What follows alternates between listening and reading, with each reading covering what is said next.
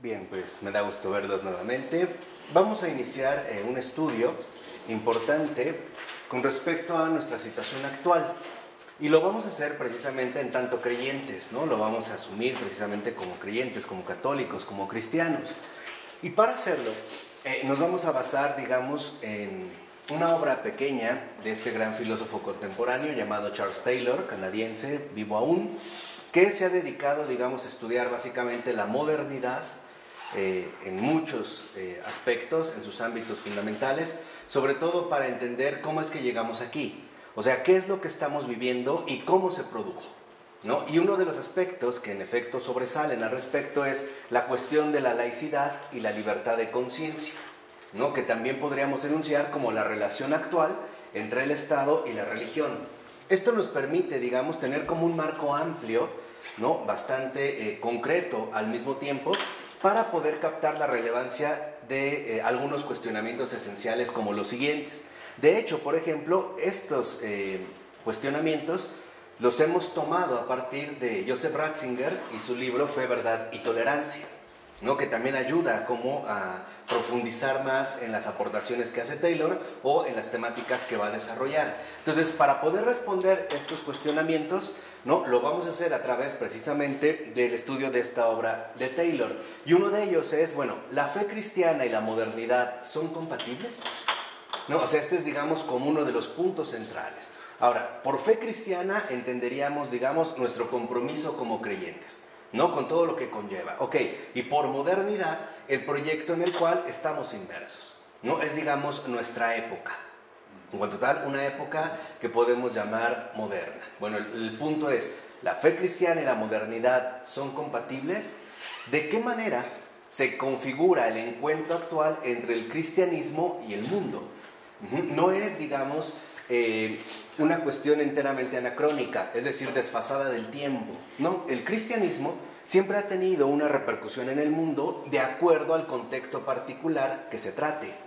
Y esto es algo que no podemos pasar por alto, o sea, esto es fundamental. Debemos de entender, y eso es lo que queremos hacer a través de Taylor, y eso es lo que nos ayuda a entender, de qué manera hoy en día es que se da o se lleva a cabo el encuentro entre el cristianismo y el mundo. Podríamos decir también, ¿no? Parafraseando esta pregunta, ¿de qué manera hoy se vincula nuestra fe con el mundo actual? ¿Cómo es que se relacionan? ¿Qué tipo de relación se da? ¿Cuáles son las condiciones tanto de la situación creyente como de la situación en el mundo contemporáneo? Es decir, un mundo precisamente que podríamos llamar moderno. Ahora, habría, por ejemplo, que renunciar a las pretensiones de la fe cristiana de ser la verdad para asumir la compatibilidad entre la postura creyente y la modernidad.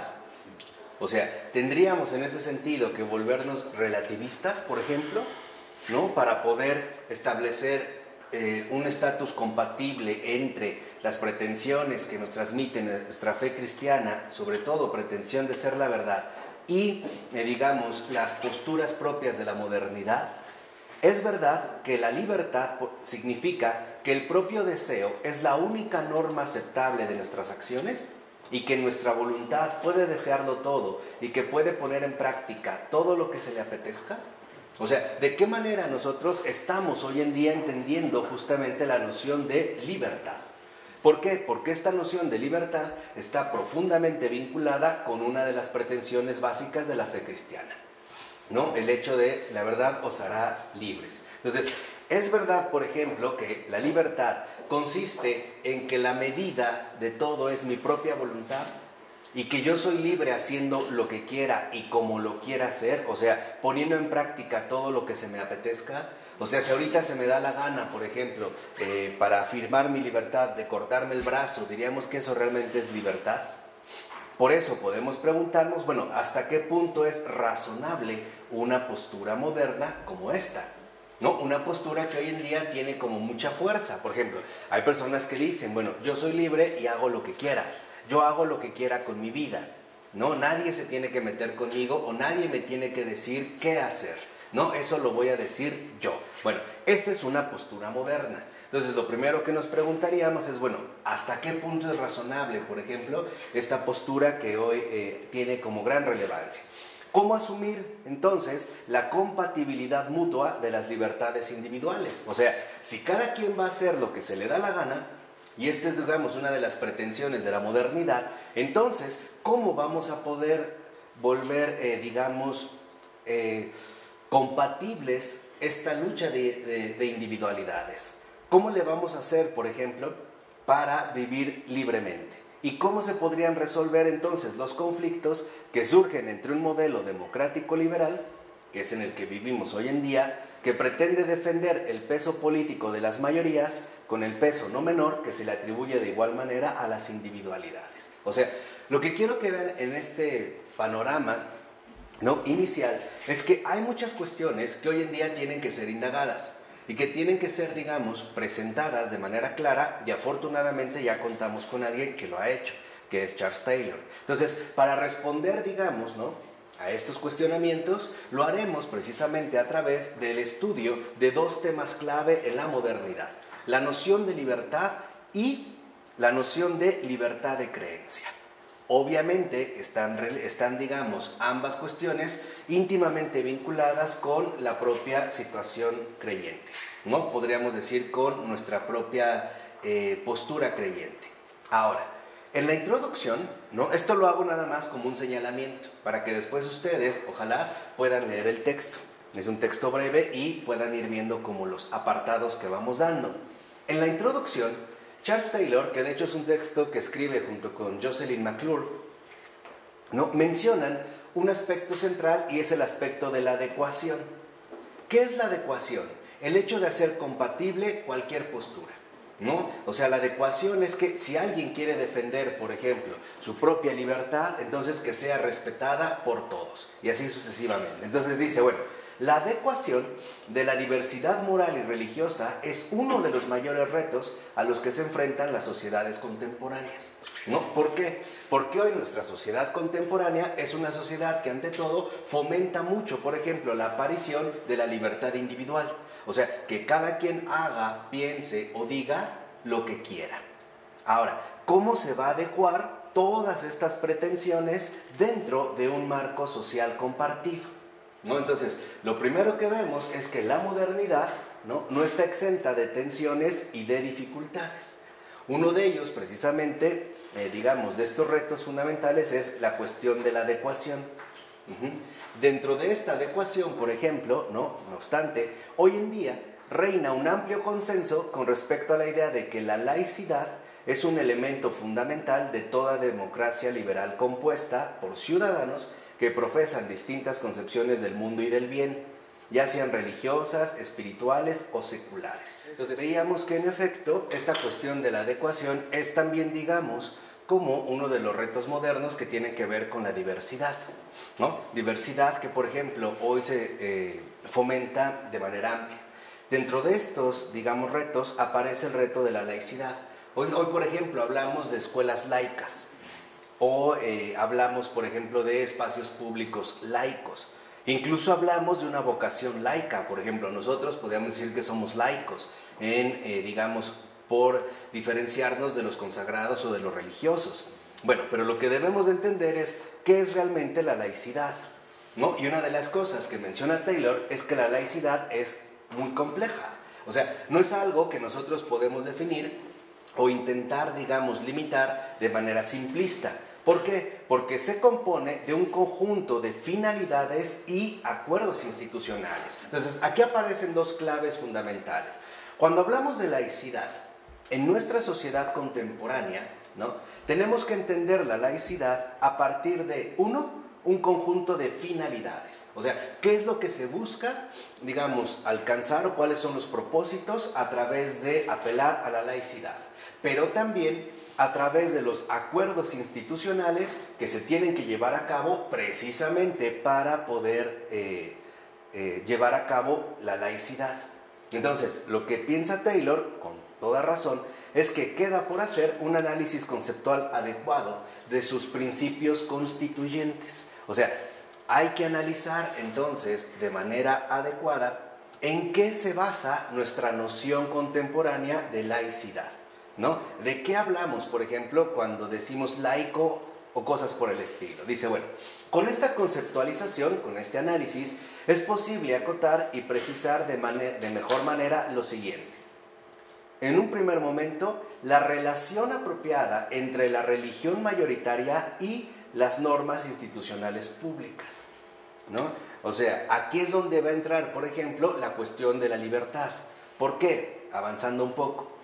Porque si las normas institucionales públicas prohíben, por ejemplo, la manifestación de mi creencia religiosa, o sea, si yo no puedo hacer profesión de mi fe de manera pública, entonces, ¿qué está pasando con los derechos de, por ejemplo, una sociedad mayoritaria?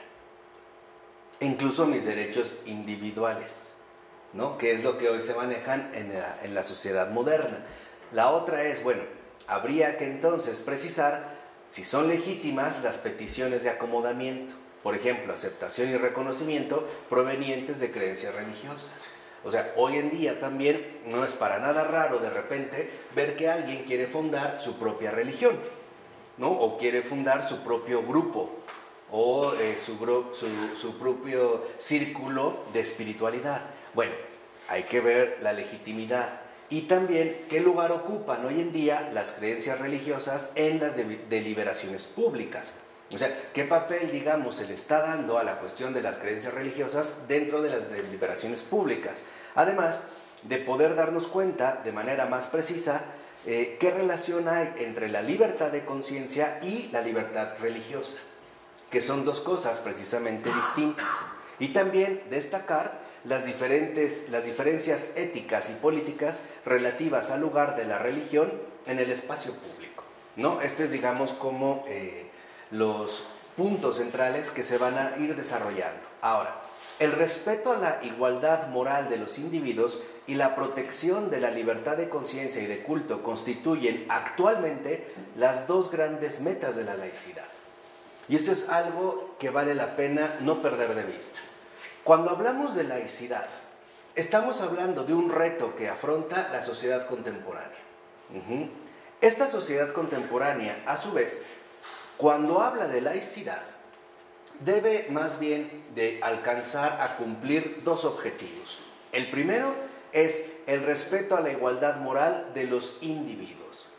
O sea, el reconocer, digamos, la madurez profunda de cada persona. Y por lo tanto, la seriedad en su toma de decisiones. O sea, en este sentido, digamos, la laicidad implica que nosotros, en efecto, reconocemos que un ser humano es capaz de tomar una decisión de manera seria y comprometida, sea la que sea. Ese sería en el caso de lo moral. Pero también la laicidad involucra la protección de la libertad de conciencia y de culto. O sea, ¿de qué manera se supone que tiene que darse la laicidad? Protegiendo la libertad de conciencia y las respectivas prácticas que estas creencias implican, que es lo que llamaríamos culto. O sea, en un verdadero Estado laico no se tendría por qué prohibir el culto religioso, y tampoco se tendrían por qué anular las creencias religiosas, y tampoco denigrar la moral de la persona, como ha ocurrido sobre todo en los regímenes totalitarios. Ahora bien, ¿cómo podremos garantizar la igualdad de trato entre las personas religiosas y no religiosas? Deben ser tratadas de igual manera. ¿Cómo vamos a garantizar esta igualdad de trato?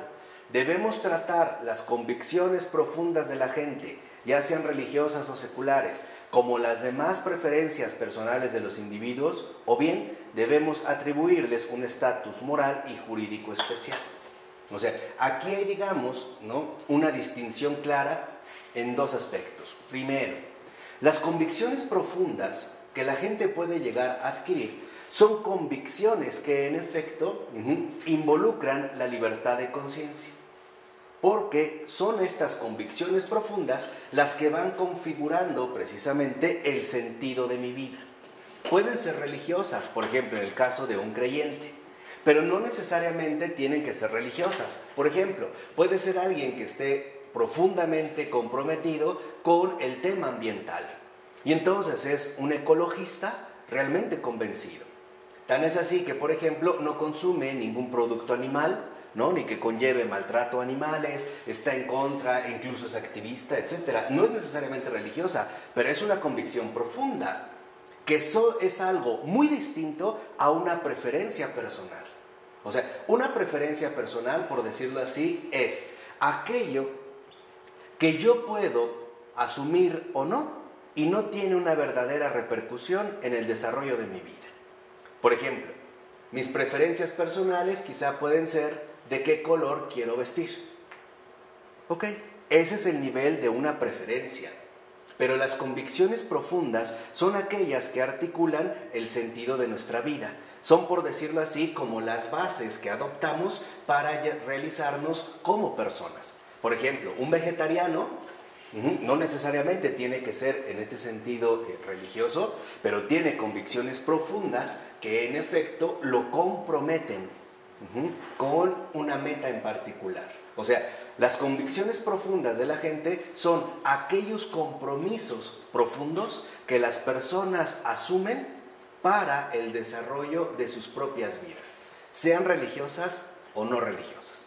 ¿Vamos? Entonces, lo primero que está detectando Taylor es que si estamos hablando de laicidad, tenemos que ver que la laicidad involucra las convicciones profundas, no las meras preferencias. Por ejemplo, si alguien deja de ser católico porque en tal lugar se canta más bonito, es una preferencia. O sea, ¿qué quiere decir? Que no tiene un estatus serio, no es algo auténtico, no es una convicción profunda. Y por lo tanto habría que distinguirlo. Entonces, para Taylor y McClure, la laicidad debe entenderse hoy en día dentro del contexto más amplio de la diversidad de creencias y de valores que profesan los ciudadanos. Y este es uno de los rasgos peculiares que debemos de tener en cuenta. Yo una vez les dije, para realmente estar a la altura de los tiempos, necesitamos también conocer perfectamente y de manera precisa, de manera perfecta y precisa, ¿no?, el mundo en el cual vivimos. Este mundo en el cual vivimos tiene la característica fundamental de que es un hecho, que es un mundo lleno de varias creencias. Hoy mucha gente cree en muchas cosas, ¿no? Digamos que la creencia se ha diversificado de tal manera que hoy no podemos, por ejemplo, intentar estandarizar, incluso en una sola región, una sola postura. Un ejemplo, hoy en día no es nada raro que a lo mejor en una familia el papá sea un agnóstico, la mamá sea creyente, el hijo cree, no sé, es budista, el otro hijo cree, digamos, básicamente en la cuestión mental y energética, la hija cree en la reencarnación, etc. O sea, esta diversidad de creencias es un rasgo peculiar de nuestra sociedad contemporánea y que además implica también la manifestación de diversos valores. O sea, hoy para nosotros no hay como un estándar en la valorización de las cosas, sino que cada quien, digamos en este sentido, ¿no?, va valorando las cosas de acuerdo a sus propios criterios. Bueno, Shastel define la laicidad, pero da su opinión personal. Sí, claro. Lo primero que hace es describir lo que está y va a decir, bueno, esto es inapropiado, y va a dar su aportación. Para él esto es inapropiado, es una realidad. Sí, pero por eso dice que ahí debemos de partir. O sea, no podemos hablar de la laicidad dentro de un mundo que no existe. No, va a decir Taylor, no. Vamos a entender la laicidad según las condiciones reales del mundo actual. O sea, no como algo desfasado, no a nivel teórico. No, bueno, la vamos a definir de esta manera muy bonita. No.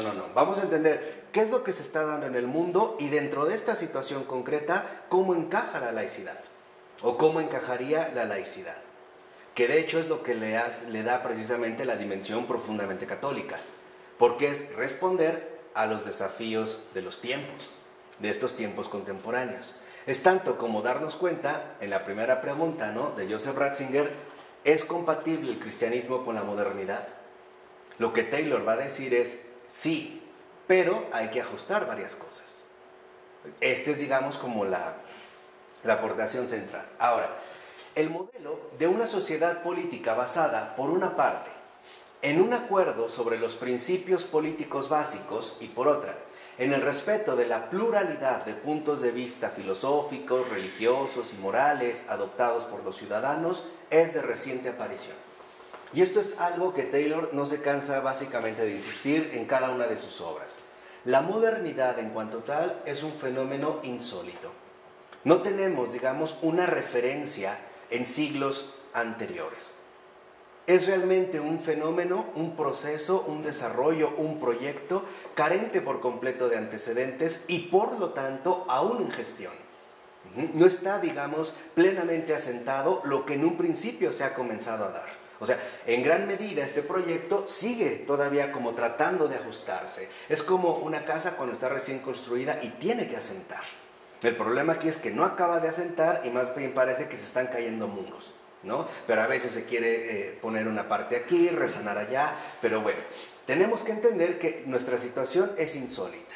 Es insólita por dos razones. Primero, por la pluralidad de puntos de vista, filosóficos, religiosos, morales, etc.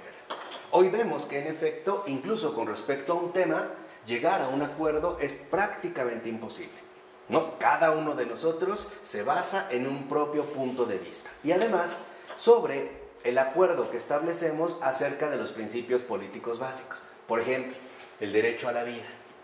Hoy ni siquiera ahí tenemos como una base en común para poder realizar alguna propuesta. Algunos se dirán incluso, bueno, ¿desde qué momento le vamos a llamar vida? ¿No? ¿O en qué momento podemos nosotros realmente llegar a un acuerdo? Entonces, aquí vemos que en efecto se trata de un modelo más susceptible de llevarnos a una convivencia justa y suficientemente armoniosa, basado ante todo en la separación de lo público y lo privado, ¿no? La primera manera que se buscó dentro de este proyecto moderno para poder resolver este desafío era separando lo público de lo privado.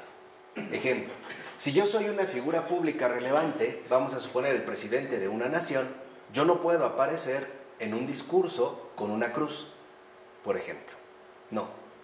Simple y sencillamente eso quedaría reservado para el ámbito de lo privado, ¿no?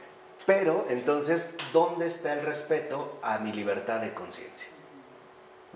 Habría ahí como una incoherencia. Ahora, obviamente, el paradigma de la tolerancia religiosa es hoy en día uno de los temas que más destacan, que permitió pacificar gradualmente una Europa azotada por los conflictos religiosos al inicio de la Edad Moderna, siglo XVI, preparó el camino para este tipo de sociedades pluralistas.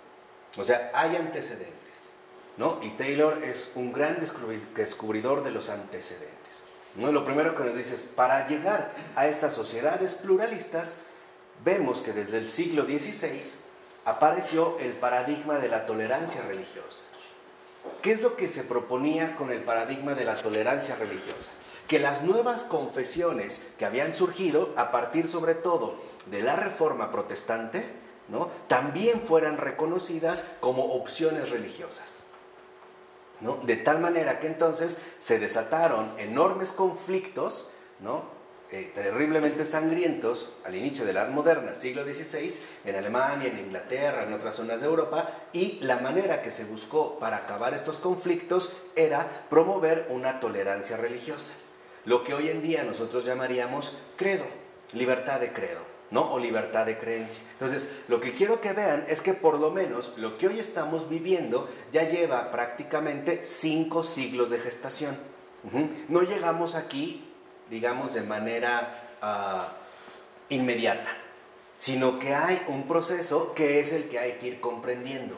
¿Cómo llegamos a esto? ¿No? ¿Cómo llegamos a esta sociedad pluralista?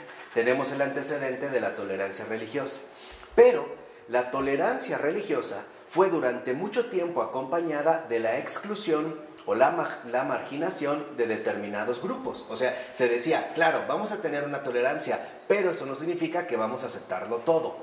Por ejemplo, los católicos en Inglaterra, que fueron excluidos, y en Estados Unidos, que fueron más bien marginados, por ejemplo.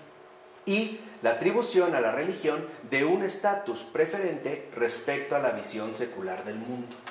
O sea, a pesar de que había esta tolerancia, ¿no?, debido a los conflictos que estaban asolando Europa a partir del siglo XVI, se empieza a hablar de la tolerancia religiosa, decimos, hay criterios que todavía regulan dicha tolerancia. Por ejemplo, ya sea la exclusión o la marginación, o bien el hecho de darle preferencia a la religión en lugar de la ausencia de religión.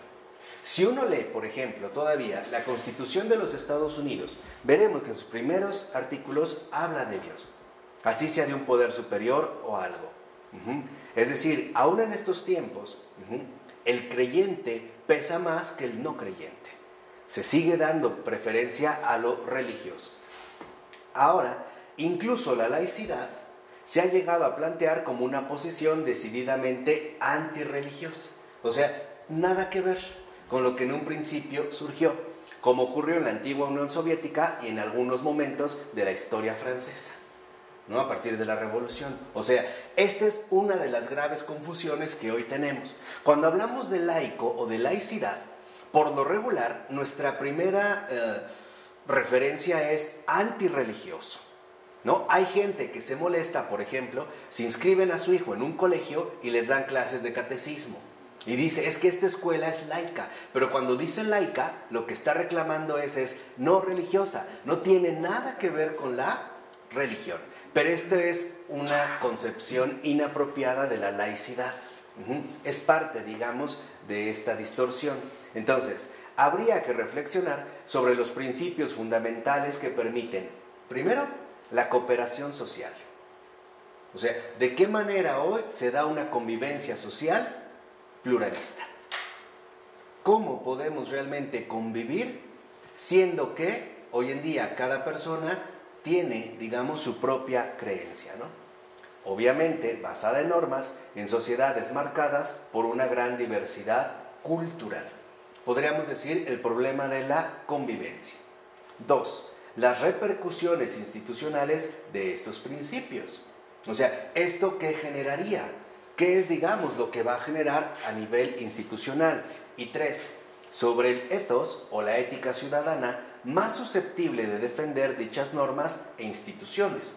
Esto del ethos es muy importante porque tiene que ver con nuestra postura humana en esta sociedad, ¿no? Cuando hablamos de ética ciudadana, lo que estamos hablando es de cuál es la postura más adecuada para poder defender aquello que se está promoviendo. Por ejemplo, la libertad de conciencia.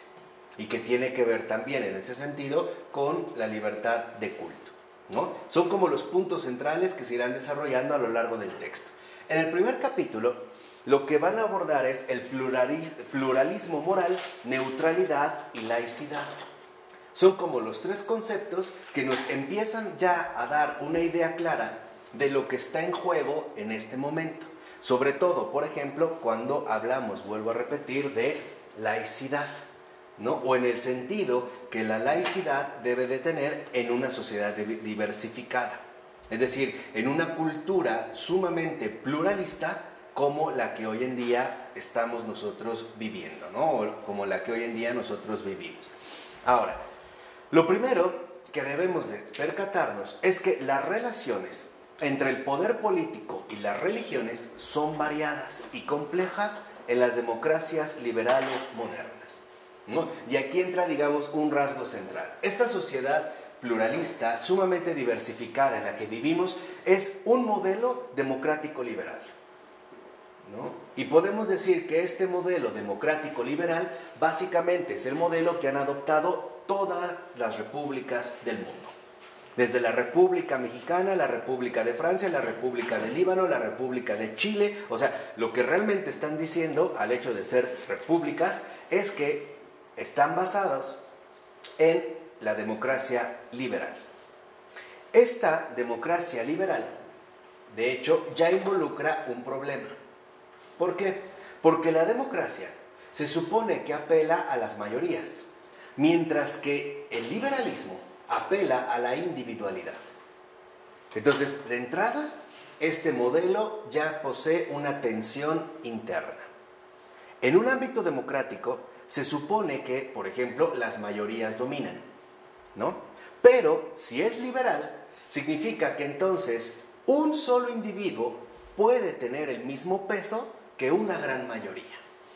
Eso es lo que hoy vemos. Por ejemplo, uno de las tensiones más dramáticas que hoy se viven en estos modelos, y por lo tanto básicamente en cualquier país occidental, que es, digamos, el modelo que nosotros seguimos, es el hecho de que hoy se le da más preferencia a las minorías, a costa precisamente de las mayorías, ¿no? Ahí hay la lucha interna entre lo democrático y lo liberal.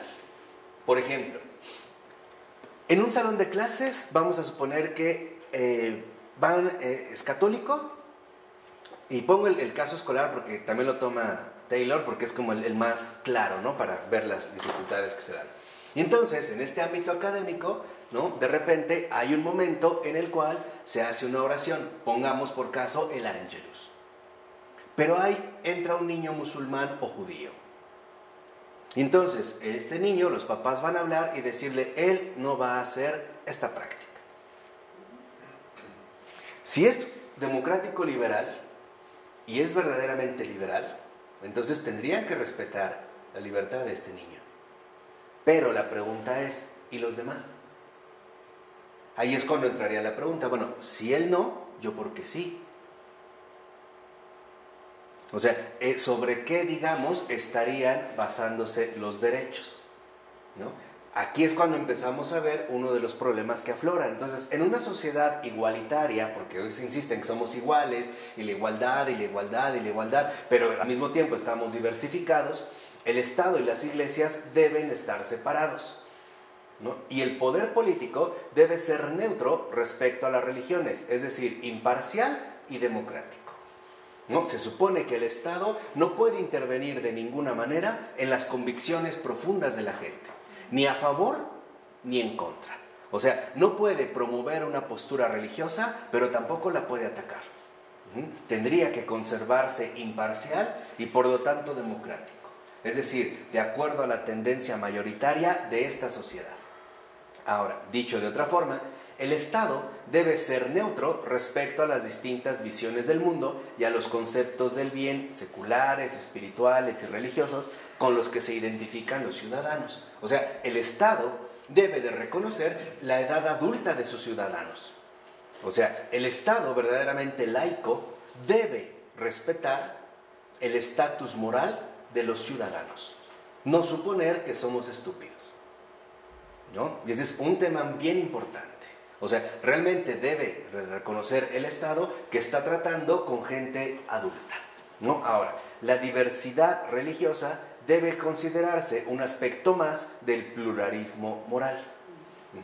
Y este es uno, digamos, de los detalles que Taylor, ¿no?, nos muestra de manera muy esencial.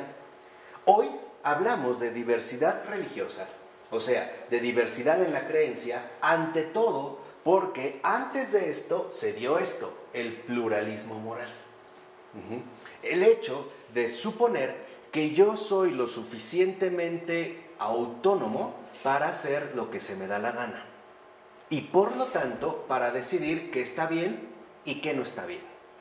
Es, digamos, un rasgo central de la modernidad, este voluntarismo, ¿no? Yo decido qué quiero y qué no quiero. Yo decido lo que quiero y si está bien o no está bien para mí. De ahí el siguiente paso fue ir de la moral a la religión. Ese fue como el siguiente paso. Pero la base es el pluralismo moral. Ahora, el pluralismo moral se refiere al hecho de que los individuos adopten conceptos del bien y sistemas de valores diferentes e incluso a veces incompatibles. O sea, lo que hoy en día vemos de manera muy clara, que lo que puede estar bien para una persona, para otra definitivamente no. Y todos los valores que de ahí conllevan, ¿no? E incluso a veces veremos cómo van a entrar en verdaderos choques, ¿no?, en estas posturas de vida que tienen que ver con este pluralismo. Entonces, podemos ya tener un rasgo fundamental de nuestra sociedad contemporánea. La base de fondo es el pluralismo. Y una de las derivaciones o lo que se ha derivado de este pluralismo a nivel moral es la diversidad religiosa. O sea, en pocas palabras, hoy, ¿por qué en nuestra sociedad una persona puede defender claramente su opción de creencia? O sea, ¿por qué básicamente una persona puede estar convencida de que nadie le puede decir qué creer? Porque primero está la base de que nadie le puede decir qué hacer. ¿Sí me explico? Este es el paso fundamental. O sea, esta es la base que hoy está, digamos, ¿no?, en el fondo de nuestra integración social. Entonces, hoy en día es muy común que alguien te dice simple y sencillamente, tú no te metas, es mi vida, yo hago lo que quiero. Y por lo tanto, si yo hago lo que quiero, entonces ahora yo creo lo que quiero, o no creo lo que no quiero, etcétera, etcétera. Pero se parte de esta base, ¿no? Esta es, digamos, la base del pluralismo moral. Ahora, el hecho de que actualmente la gente tenga como referencia una gran diversidad de conceptos del mundo y de planes de vida cada vez más emergentes, no plantearía ningún problema si tuviéramos acceso a una perspectiva dominante e indiscutible que nos permitiera jerarquizar u ordenar los distintos puntos de vista que adoptan los ciudadanos. O sea, hoy vemos cómo hay una enorme diversidad de conceptos con respecto al mundo y de posibles planes de vida. O sea, si hoy le preguntáramos a varias personas ¿qué es el mundo?, nos darían un montón de respuestas diferentes. No hay ya como un marco, ¿no?, general a partir del cual contrastar o a partir del cual, por ejemplo, hacer determinadas evaluaciones.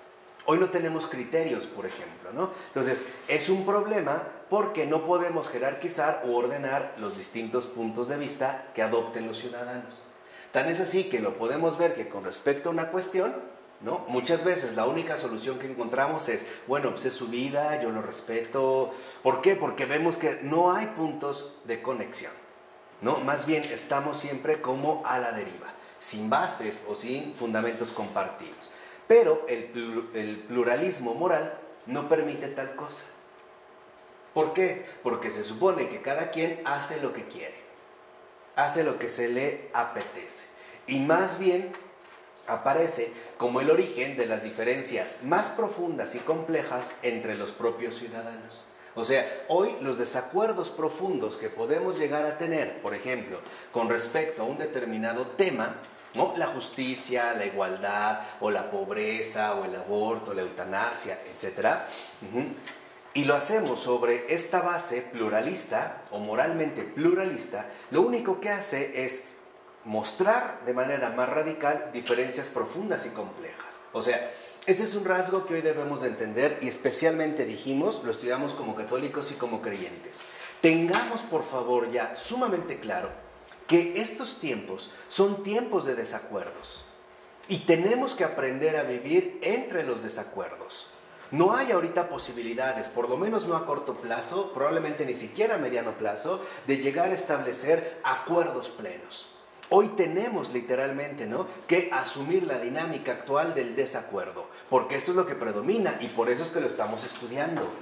Cuando a veces nosotros queremos convencer de que nuestros hijos vayan a misa, no lo logramos porque de base ya tienen instalado este pluralismo moral. Yo hago lo que quiero. Luchar contra esta base es inútil. ¿Por qué? Porque se ha convertido, por así decirlo, en la base fundamental de nuestra supuesta convivencia. A veces vemos que el papá o la mamá dice, ya déjalo, no le digas nada, ya déjalo que haga lo que quiera. O sea, nosotros también lo fomentamos, o sea, experimentamos fuertemente nuestros fracasos, ¿no? Entonces, esto hay que tenerlo muy en cuenta. También otro filósofo católico, Alasdair MacIntyre, ha insistido que debemos de desarrollar una inteligencia adecuada para estos tiempos.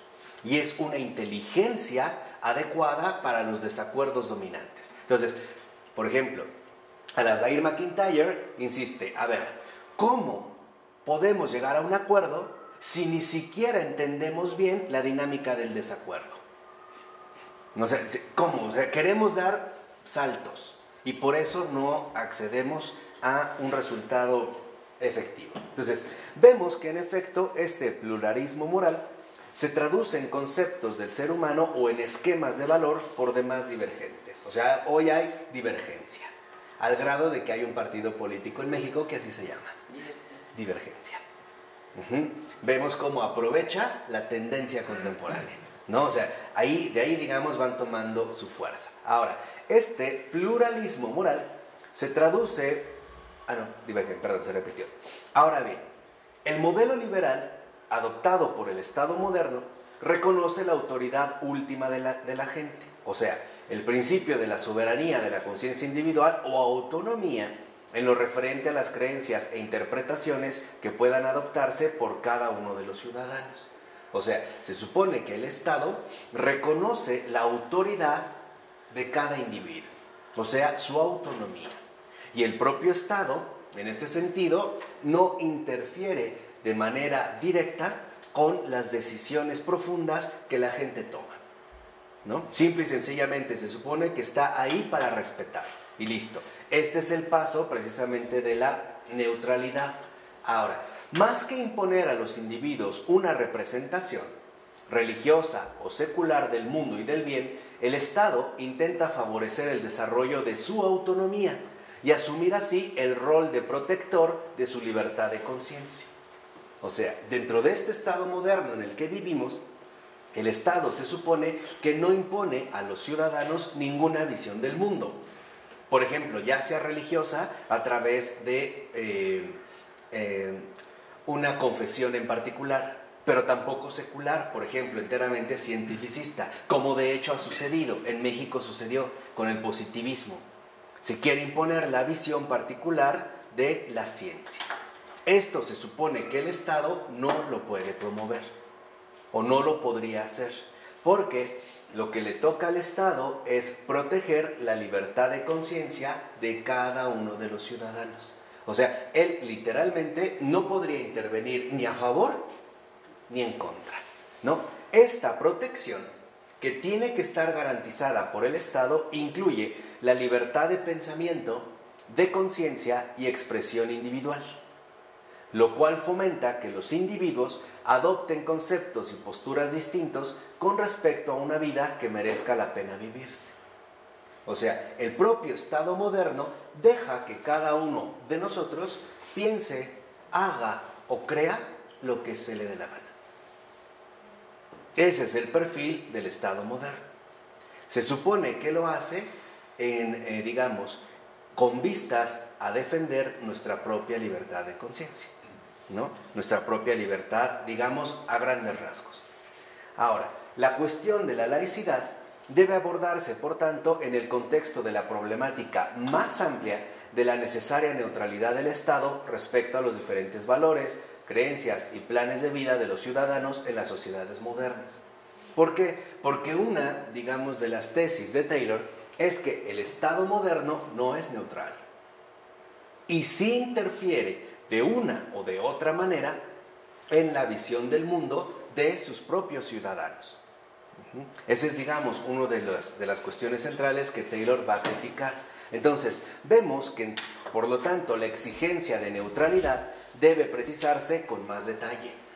¿Por qué debe precisarse con más detalle la exigencia de neutralidad? Para que el Estado tenga claro qué tiene que hacer. Y esto es importante. El Estado debe de tener muy claro qué es lo que tiene que realizar. ¿En qué situación?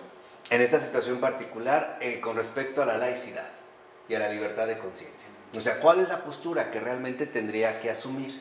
Entonces dice, un Estado liberal y democrático no puede permanecer indiferente a determinados principios fundamentales. Por ejemplo, la dignidad humana, los derechos de la persona o la soberanía popular, ya que son los valores constitutivos de los regímenes democráticos y liberales. Es de hecho lo que les otorga su fundamento y su finalidad. O sea, el fundamento y la finalidad del Estado liberal y democrático, en el que hoy muchos se llenan la boca diciendo que vivimos, y que es democracia, y que somos libres, y que no sé qué tanto, y que sabemos que son puras mentiras, tendrían que estar basados en tres principios fundamentales. El primero, la dignidad humana, cosa que ya sabemos el Estado democrático liberal moderno no realiza. Hoy más bien permite que se pisotee la dignidad humana de 1001 formas. Segunda, los derechos de la persona. Hoy sabemos que estos derechos de la persona son violados de manera impune. Y hoy lo sabemos perfectamente bien. ¿Con el aborto? Con el aborto, con las falsas acusaciones, con los presos también fabricados. O sea, con todas las artimañas que el Estado fabrica para hacernos creer que está haciendo su trabajo. Pero en realidad no son más que pantomimas. Y es en serio, ya hoy en día podemos darnos cuenta que se trata de un Estado verdaderamente fallido. Les voy a poner un ejemplo muy sencillo para que vean la cuestión del Estado. O sea, el Estado político moderno, en general, dijimos, ¿no?, especialmente en Occidente, como ha decaído y ha perdido el control ante formas de poder emergentes, por ejemplo, la mafia, el narcotráfico, etc., y no los puede controlar, y no puede entrar en una batalla del tú por tú, porque incluso están mejor armados y equipados que ellos mismos, lo que hacen es inventarse sus propios crímenes y sus propios criminales para después hacer, digamos, todo el teatro bien aliados con los medios masivos de comunicación y hacernos suponer que están haciendo su trabajo. Pero es curioso, ¿no? Pueden capturar y capturar narcotraficantes, pero la drogadicción no termina. Al contrario, incrementa. Entonces, hoy en día, por ejemplo, una de las estrategias preferidas del Estado democrático liberal moderno es la invención de falsos peligros. ¿Para qué? Para que al tenernos como asustados, ellos entonces digan, pero yo los protejo, no pasa nada. Vean Estados Unidos. Están convencidos de algo. Van a tener un ataque nuclear, hiperdestructivo. ¿Cuándo? ¿Cómo? ¿Qué pasó con el ébola? Ve, o sea, empiezan a analizar bien cómo funciona. O sea, ¿por qué? Porque a peligros inventados, temores infundados. O sea, hoy se vive una cultura del miedo a través del cual el Estado, ¿no?, nos hace creer que en efecto está trabajando. Por ejemplo, en Europa o en Inglaterra, uno de los temores que han explotado muy bien para, según ver los que trabajan, es la cuestión del terrorismo.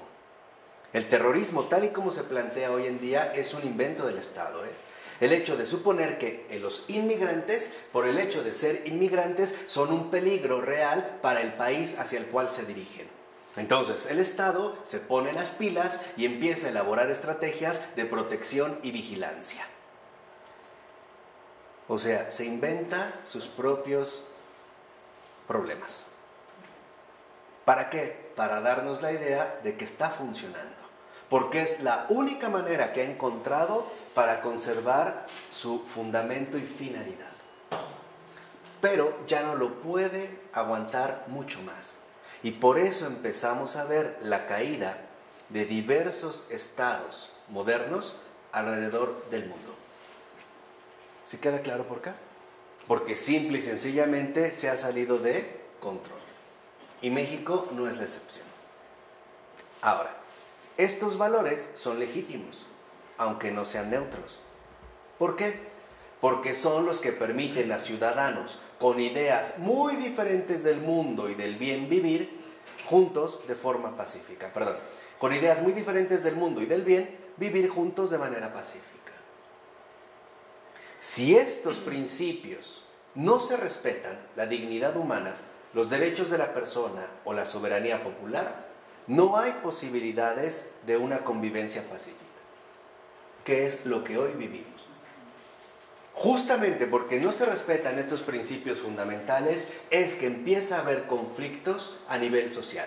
Es decir, es que empieza a haber finalmente conflictos y violencia entre nosotros. Un gobierno o un partido político puede proponer el aborto. Va contra la dignidad humana, los derechos de la persona e incluso la soberanía popular. Y lo propone como una ley. Y el Estado no dice absolutamente que nada. Bueno, entonces, ¿en dónde se va ahora a concentrar el conflicto? Pues entre aquellos que pueden estar a favor o bien aquellos que pueden estar, ¿qué?, en contra. Pero, como estamos basados en un pluralismo moral, entonces la convivencia deja de ser pacífica. y se convierte en una convivencia conflictiva. Lo voy a tratar de resumir muy brevemente, ya después de 1 año y medio de estudio ya tengo clara la conclusión. Lo que antes era un problema político, ahora se ha convertido en un problema social. Los problemas que tiene que resolver el Estado, justo porque no los está haciendo, están recayendo sobre cada uno de nosotros. ¿En qué? Precisamente en nuestra convivencia conflictiva de todos los días. Ejemplo, al venir para acá, venían un grupo de manifestantes como de 30 y cerraron una parte de Reforma y agarraron un carril. Mucha gente se molesta. La pregunta es, ¿por qué esa molestia? Fíjense, es una molestia porque pueden ser 30 o 8 o 10 o 2 y bloquear una avenida vial. Y el Estado no dice absolutamente qué. Nada. Si el Estado no dice nada, entonces ¿quién sí va a decir algo? La sociedad. Y entonces la sociedad se convierte en un hervidero, literalmente, en un hervidero de problemas inminentes. Justo porque el Estado no es legal, en el sentido real, no está realmente respetando su fundamento y su finalidad, es por ello que nuestra dimensión social se ha vuelto tan conflictiva. Es justo, ahí vemos el rasgo central de un Estado fallido. Se supone que un Estado, por lo menos, tendría que cumplir 3 funciones principales. La primera es la protección de los ciudadanos. Hoy ninguno de nosotros se siente protegido por el Estado, al contrario, nos sentimos profundamente desprotegidos. Por ello, tantas alarmas sofisticadas, el hecho de que antes, ¿no?, las alambradas estaban en la cárcel, ahora no, ahora están en las casas. Antes los barrotes estaban en las prisiones, ahora no, están en las ventanas de las casas. Yo he visto niños que están así, ¿no? Se asoman. Dicen que es por protección. Ah, pero la protección corre a cargo ¿de quién? De uno. ¿Quieres seguridad en tu cuadra? Tú pagas. Cosa que tendría que ofrecer precisamente el Estado. Entonces, si nosotros vivimos en un estado continuo de preocupación e inseguridad, esto nos convierte en presas fáciles de la irritabilidad. Y ya sabemos que al volvernos tan irritables, con tantas preocupaciones, se va a traducir en conflictos permanentes con los demás, ¿no? Bueno, entonces vemos dentro de estos rasgos que personas de convicciones religiosas, metafísicas, seculares, muy diversas, pueden afirmar y compartir estos valores constitutivos. Y esto es algo fundamental. Sí hay bases para una convivencia humana genuina, más allá, digamos, de las posturas religiosas o no religiosas que adoptemos. Estos 3 principios, la dignidad humana, los derechos de la persona y la soberanía popular, son universales para cualquier persona. Por ejemplo, un cristiano podrá defender los derechos y libertades de la persona invocando la idea de que el ser humano ha sido creado a imagen y semejanza de Dios. Un racionalista kantiano dirá que hay que reconocer y proteger la dignidad de los seres racionales. Un utilitarista sostendrá que hay que intentar maximizar la felicidad de los seres sensibles, capaces al mismo tiempo de disfrutar y de sufrir. Un budista invocará el principio fundamental de ahimsa, la no violencia, mientras que un autóctono o un deep ecologist, apelando a un concepto holístico del mundo, mantendrá que los seres vivos y las fuerzas de la naturaleza se encuentran en una relación de complementariedad e interdependencia y que por tanto hay que respetar a cada uno de ellos por ellos, seres humanos incluidos. Fíjense, estamos viendo posturas muy distintas. Un racionalista kantiano, un cristiano, un utilitarista, un budista, incluso un deep ecologist, ¿no? Dice, bueno, aún ellos, ¿no?, lo que vemos es que todas estas personas coinciden en el principio, el respeto, la dignidad, pero en lo que no se ponen de acuerdo es en las razones que lo justifican. ¿Me explico? Y esto es algo importante, o sea, nosotros debemos de detectar que el mundo contemporáneo en el que vivimos no distingue claramente entre principios y razones. Por ejemplo, Puede ser que haya principios básicos compartidos por cualquier ser humano. Ejemplo, el respeto a la dignidad humana. Cuando nosotros vemos que un ser humano es tratado de manera brutal, reaccionamos. En cualquier país, en cualquier situación. O se supone que eso tendríamos que hacer, ¿no? Tendríamos que entender que hay principios que son inviolables. Aunque las razones para justificar nuestra postura sean muy diferentes. Puede ser que alguien diga que la vida humana vale la pena, por ejemplo, o que es inviolable porque ha sido creado a imagen y semejanza de Dios. Alguien puede decir que es igualmente, ¿no?, invaluable porque la vida humana, simple y sencillamente, no se parece a ninguna otra vida posible aquí, o porque forma parte de un cosmos, o sea, las razones pueden cambiar, pero lo que no puede cambiar son los principios. El problema en nuestra sociedad contemporánea es que no hay principios. Ejemplo muy sencillo. Hoy hasta parece ridículo que haya discusiones y discusiones y discusiones acerca de cuándo comienza la vida humana. ¿En qué momento? En la fecundación, después, a cuántas semanas, cuántas horas. O sea, ¿por qué? Porque ya no tenemos estos principios. Entonces, el reto de las sociedades contemporáneas es hacer que estas personas, desde su propio punto de vista, puedan llegar a considerar legítimos los principios básicos de la asociación política, tanto pública como social. Y esto es lo que hoy en día no se fomenta. Literalmente la adopción de principios básicos de asociación política, o sea, de auténtica convivencia. Vamos a decirlo de manera mucho más resumida. Da igual que seas creyente o no creyente, budista, cristiano, ateo, pero reconocer que un principio básico es la vida humana y por lo tanto la dignidad humana. Esto va más allá de las razones que nosotros podríamos decir, más allá de la justificación. Sería en este sentido una cuestión de principios. Por lo tanto, el Estado no puede adoptar ni favorecer ninguno de los compromisos fundamentales, convicciones profundas que son múltiples y variados y a veces difícilmente conciliables que adoptan los ciudadanos. O sea, literalmente no se tendría el Estado ni que poner a favor ni en contra. Simple y sencillamente lo que le tocaría es proteger estos principios fundamentales. Y aquí es cuando ya viene la definición importante. ¿Qué son los compromisos fundamentales? ¿No? Que cada uno de nosotros ha adoptado. Son las razones, valoraciones o motivos cuyo origen está en las ideas del mundo y del bien adoptados por los individuos y que les permiten comprender el mundo que les rodea y dar un sentido y un rumbo específicos a sus vidas.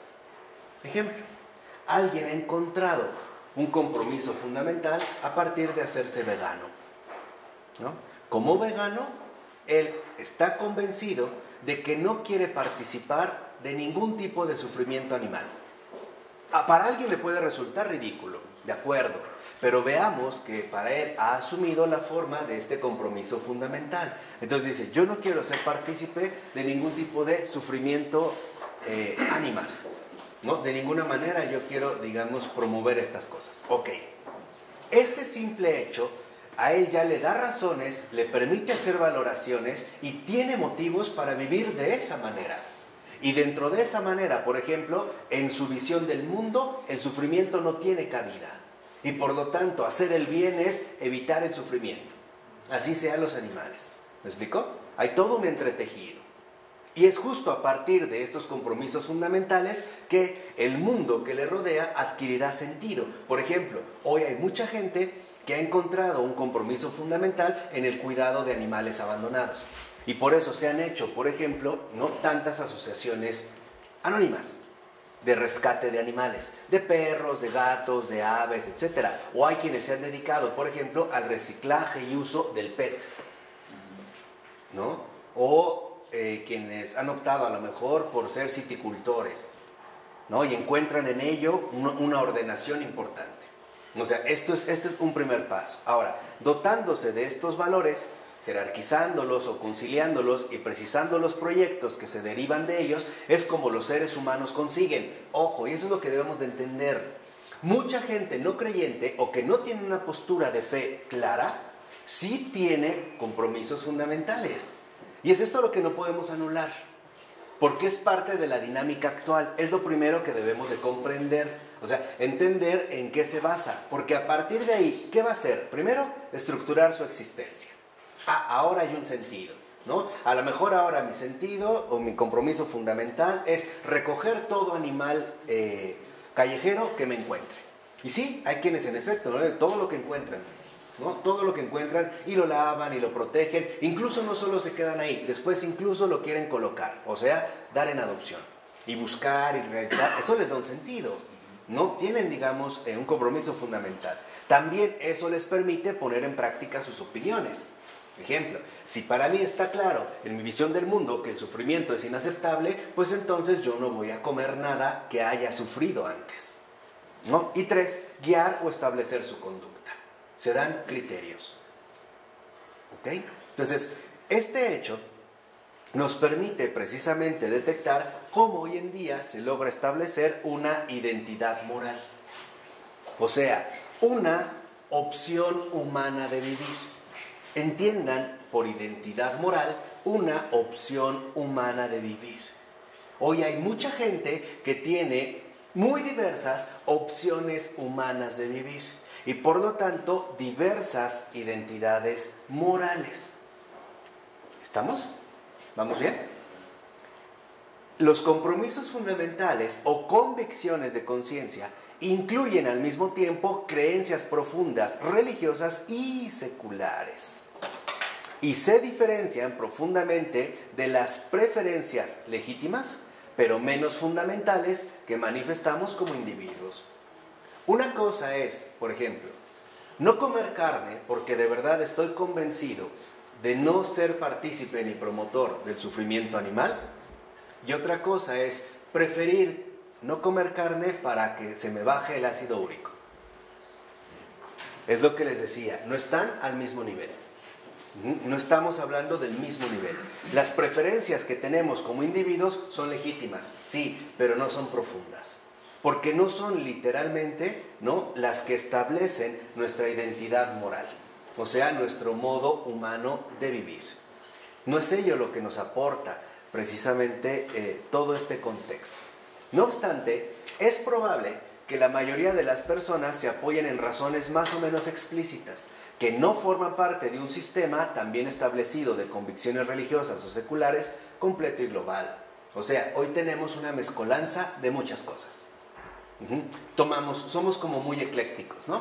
Tomamos un poco de esto, una idea de aquello, otra referencia de por allá, y ahí vamos haciendo como una especie de revoltura, ¿no? A ver, hay gente que, por ejemplo, no sé, se dice católica.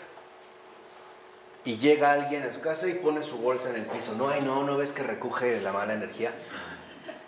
¿Me explico? O sea, esta mezcolanza, ¿no? O llévate un limón para que recoja ahí todo lo negativo, ¿no? Y cuando esté duro, aviéntalo por atrás y no sé qué veas. O sea, digo, nos puede parecer extraño, pero es real. Hoy hay mucha gente que vive esto, o sea, y que lo ve como parte, digamos, de su propia estructura, de su propia identidad moral. Pero estas razones desempeñan un papel preponderante en la vida de las personas. De hecho, y esto es un aspecto que no podemos pasar por alto, las decisiones importantes de nuestra vida las tomamos teniendo en cuenta estas convicciones y estos compromisos de vida. O sea, las decisiones importantes que nosotros tomamos vienen de estas convicciones profundas. Y estas convicciones profundas generan ciertos compromisos de vida.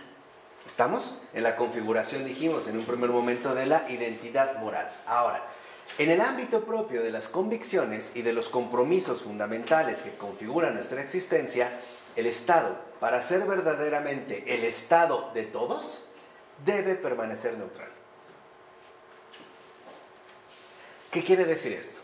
Que el Estado debe delimitarse a su función política y no querer ni promover, pero tampoco anular la preferencia de los ciudadanos. ¿Sí? A ver, voy a poner este ejemplo. Puede ser que un grupo desee manifestarse en la calle. Ok, obtiene un permiso y lo hace. Pero ¿qué pasa, por ejemplo, cuando el propio Estado o el gobierno prohíbe la procesión del Corpus Christi, afirmando que es vía pública y que es un Estado laico? Ahí entonces no está siendo neutral, está siendo opositor. Entonces, eso es lo que se tiene que ver para ver el funcionamiento de estos tiempos. Ahora, esto supone que el Estado adopte una postura neutral no solo hacia las religiones, también a las distintas ideas filosóficas que se presentan como equivalente secular de dichas religiones. Pongamos un caso particular de estos tiempos. Hoy en día la educación, y lo sabemos, está claramente dirigida hacia las ingenierías. Yo espero que ya sepan por qué, si no, no tienen vergüenza. Pero porque el Fondo Monetario Internacional ha establecido un proyecto a corto y mediano plazo donde necesita mano de obra cualificada para los proyectos tecnológicos que se van a emprender. Lo que necesita ahora son obreros estudiados, es decir, ingenieros. ¿Qué pasa con los que estudiamos humanidades? Basuras. Diría Zygmunt Bauman, desechos humanos. No encajamos dentro de este perfil, ¿no? Podemos ver cómo hay escuelas donde en efecto los laboratorios, por ejemplo, están muy bien equipados, ¿no? Llevan mucha ciencia, mucha tecnología, pero no llevan, por ejemplo, un taller de poesía, ¿no? Si ahorita se presentara un joven con sus padres diciéndole que quiere ser ingeniero en sistemas, perfecto. Pero si le dice que quiere ser poeta, le dan una patada en el trasero. No encaja. No, filósofo, menos, ¿no? Te vas a morir de hambre. O sea, hambrientos y jodidos siempre, ¿no? Entonces, esto es parte del esquema que ya tenemos. O sea, lo que quiero que vean es que también ustedes, también nosotros, traemos estos esquemas. Los traemos arraigados. Cuando estudiemos la era secular, en el libro de Taylor, nos daremos cuenta la corrupción del estado de nuestra fe. Y iremos entendiendo por qué. Iremos viendo el por qué. O sea, por qué tenemos precisamente esta degradación de la experiencia creyente a partir de factores como estos. Entonces, el Estado no puede sustituir la religión con una filosofía reconocida de manera oficial. Por ejemplo, el comunismo en China, con Mao Zedong, o la postura igual comunista en la ex Unión Soviética y tras su invasión en Europa del Este, ¿no? O sea, no podría, no es su deber. ¿Por qué? Porque entonces esto supondría el establecimiento de un régimen oficialmente sustitutorio. Una filosofía moral secular, por demás antirreligiosa, que a su vez establecería un orden sistemático de creencias metafísicas y morales y por ende de compromisos fundamentales. O sea, si el Estado quiere proponerse como un régimen oficialmente sustitutorio, estaría atentando contra la libertad de conciencia de cada individuo. Y por lo tanto no estaría respetando los compromisos fundamentales de los ciudadanos, sino que él mismo finalmente los estaría imponiendo, como de hecho se dio en las generaciones jóvenes de la ex Unión Soviética, ¿no? Los miembros del partido eran ideológicamente entrenados.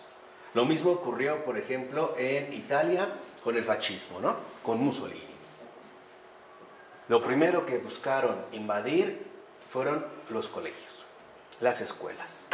Verlos precisamente como laboratorios de manipulación ideológica.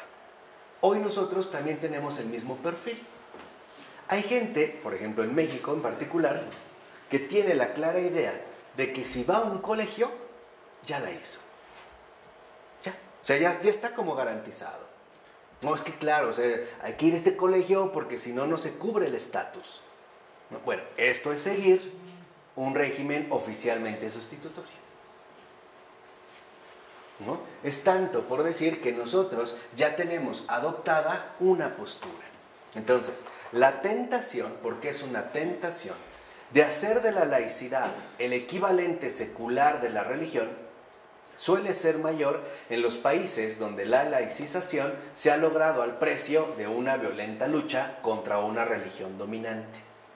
O sea, cuando la lucha ha sido particularmente enfocada contra una religión dominante, llámese católica, islámica, etc., entonces la laicidad se quiere proponer como la contrapartida, o sea, como un fenómeno antirreligioso. Por ejemplo, la Iglesia Católica durante la Restauración en el caso de Francia, o bien en el Islam del antiguo califato de Turquía.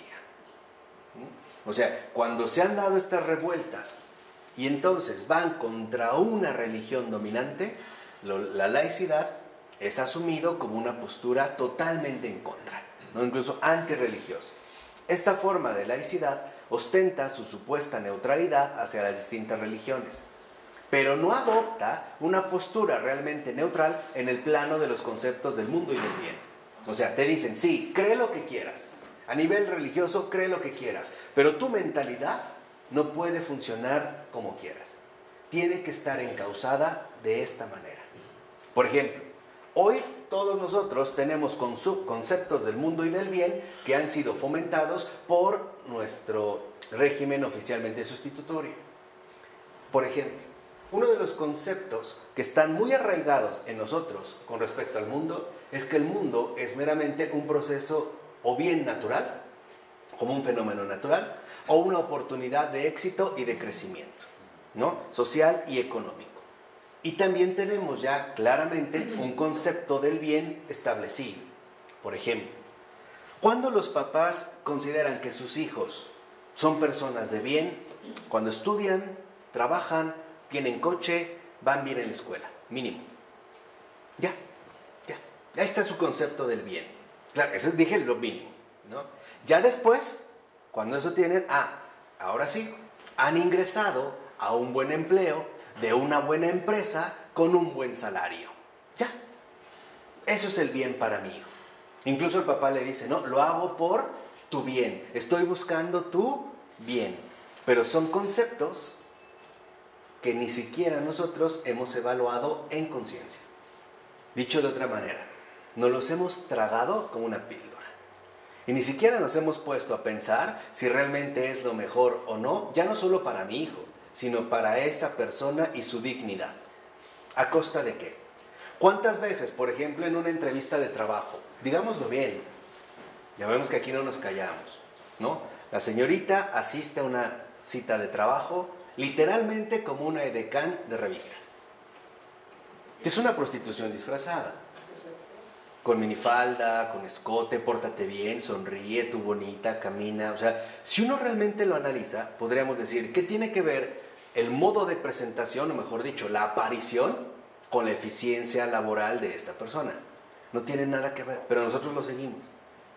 O sea, ya tenemos, por así decirlo, distintos modos de programación. ¿Qué es lo que permite que el Estado siga dominando? Eso lo aprendimos con Václav Havel. O sea, también nosotros ya hemos sido programados para una mentalidad que sea compatible con las tonterías del Estado moderno. Hoy para nosotros, les decía, el mundo es un mundo de la gran oportunidad económica o del éxito social. ¿A costa de qué? De lo que sea.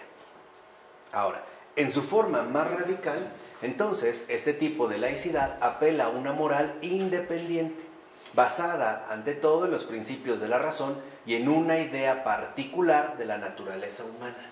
Aquí se mezclan otros dos factores en especial. Primero, se habla de una moral independiente porque decimos que somos racionales. O sea, lo apoyamos según en la razón. Y además porque tenemos ya una idea particular de la naturaleza humana. O sea, en eso nos estaremos basando, ¿no? Se supone que sabemos lo que es un ser humano, o se supone que sabemos lo que es un hombre, cuando hoy en día me parece bastante evidente que sabemos muchas cosas menos que somos. Como humanos, sabemos muy, bueno, hasta sabemos, no sé, del chupacabras, de los reptilianos, de los hoyos negros, de no sé qué tanto, descubrimientos, menos lo que somos, como personas. Este tipo de régimen sustituye la religión establecida por una filosofía moral laicista, lo cual, por otra parte, retomando la expresión de Jean-Jacques Rousseau, que es el que lo estaba promoviendo en su contrato social, aparece entonces como el establecimiento de una religión civil. Y esto es el segundo rasgo que hoy se ha vivido. En la era secular, Taylor lo menciona de manera muy precisa y dice, por ejemplo, antes la sociedad siempre se organizaba alrededor de una celebración religiosa, siempre. Ahora no. Como el Estado quiere ser este régimen sustitutorio, pero también para ello necesita sus propios códigos de acción. Ahora, por ejemplo, no nos reunimos en la catedral, nos reunimos en la plancha del Zócalo. Eso es oficial. A través de un concierto de rock, de jazz, una exposición de pintura, la cultura de las ferias amigas, o sea, es la religión civil la que hoy en día en efecto va predominando, ¿no? Ya no vamos, por ejemplo, a una procesión, ¿no? Vamos a una manifestación, ¿no? Antes, por ejemplo, se podía hacer una oración en común, ahora no, ahora se hace una protesta en común. ¿Qué sucede? Que entonces, con el establecimiento de la religión civil, el Estado asume la tarea de ser el gran educador de los ciudadanos, como hoy en día sucede. Él es nuestro gran educador, es el gran benefactor, o como le decían a Stalin, el omnipotente padre de los pueblos, de todos los pueblos. Dicho de otra manera, ¿quién es el que realmente se encarga de transmitir una mentalidad en particular que obviamente le conviene a él? El propio Estado. Saber qué leer, qué decir y sobre todo, y más importante, cómo pensar.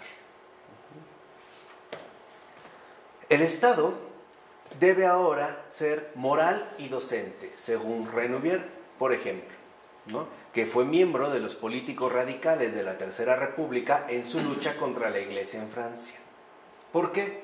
Porque según él, el Estado tiene a su cargo, fíjense, el Estado tiene a su cargo almas igual que cualquier iglesia o comunidad, pero en un grado más universal.